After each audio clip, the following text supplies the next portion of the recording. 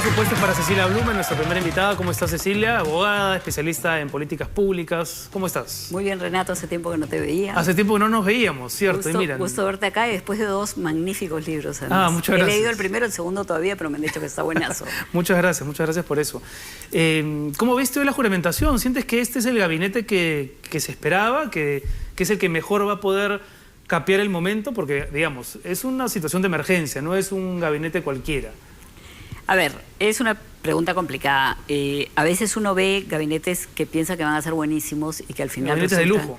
Y que al final no resultan tan buenos. Y puedes ver un gabinete como este donde hay gente muy buena, otra gente que básicamente, al menos yo no la conozco y es poco conocida, pero no por eso no van a ser buenos. O sea, lo único que creo que tenemos que pensar, o sea, yo creo que ya como país, y esto es una cosa que ya la gente de la calle está un poco cansada, ¿no? O sea, tenemos que salir adelante, trabajar, dejar los pleitos de lado, dejar toda esta mala nota, pues, que estamos viviendo y que hemos vivido en los últimos tiempos, ¿no? Y confiar un poco, ¿no? Porque hoy día yo escuchaba el comentario contradictorio de, por un lado, pero no hay nadie conocido en este gabinete. Y por otro lado, el comentario de hace unos días de que se vayan todos. Entonces, pero además ¿en tampoco qué es quedamos, así, ¿no? tampoco es así. Tienes a un Néstor Popolicio que ha sido 2 veces vicecanciller, con lo cual ha sido 2 veces jefe del servicio diplomático, porque en el Perú el jefe del servicio diplomático no es el ministro, es el vicecanciller. Entonces el señor ha sido 2 veces jefe del servicio diplomático. Tienes una viceministra de... la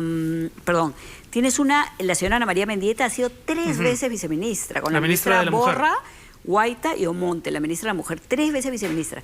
Tienes 5 ministros que han sido viceministros. Y esa no es una debilidad, ¿no? Porque también era un comentario que a lo largo del día se ha querido pasar por crítica, ¿no? Yo que hay demasiado viceministro o exviceministro. A ver, y hay directores generales, y es muy gracioso porque hay 2 privados, por decirlo de alguna manera, como son Daniel Córdoba y Francisco Bermúdez, que los 2 han trabajado en la misma empresa minera. Entonces van a decir, ¡ay, qué horror! No, yo realmente creo que el hecho de que tú tengas viceministros, directores generales, gente que ha trabajado en el Estado, que vuelve al Estado, te hace ganar tiempo. Por ejemplo, David Tuesta, en Economía, que nunca ha trabajado en el Estado. Yo sé que es un profesional de primer nivel, es una persona que viene de la CAF, del BBV, con todos los pergaminos, es economista de la Católica, tiene un doctorado en Economía, pero realmente nunca se ha sentado en un ministerio. No sentarte en un ministerio es no entender ni siquiera lo que te dicen, las cosas que te dicen, porque hay desde...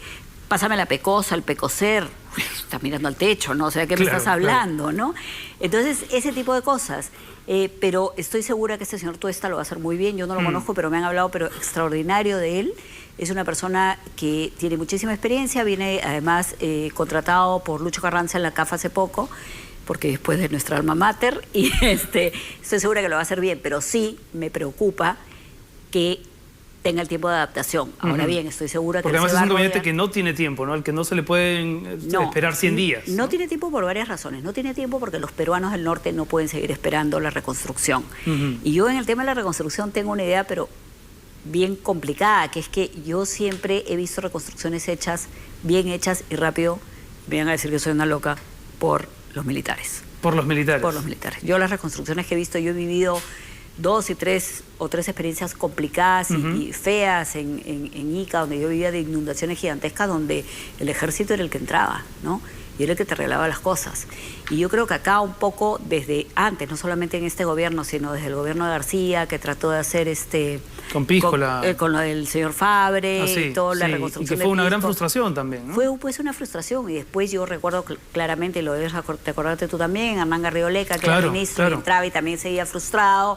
Y ahora, donde hemos visto todos a un Fernando Zavala dirigiendo el gabinete, que estaba sentado en el COAR, creo que se llamaba, que era el centro de operaciones, y iban todas las noches y todas las noches reportaban desde ahí, y era como ver una película.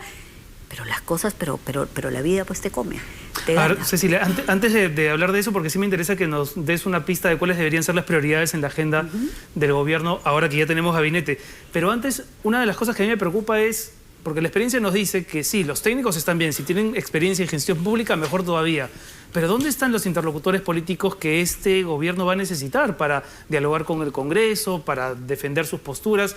¿Solamente los hombros de César Villanueva alcanzarán para poder manejar ese margen político que siempre es bueno, que yo creo difícil? yo creo que ahí estamos equivocados. Yo creo que todo el gabinete son políticos. Que ellos te digan que son técnicos, ese es su problema.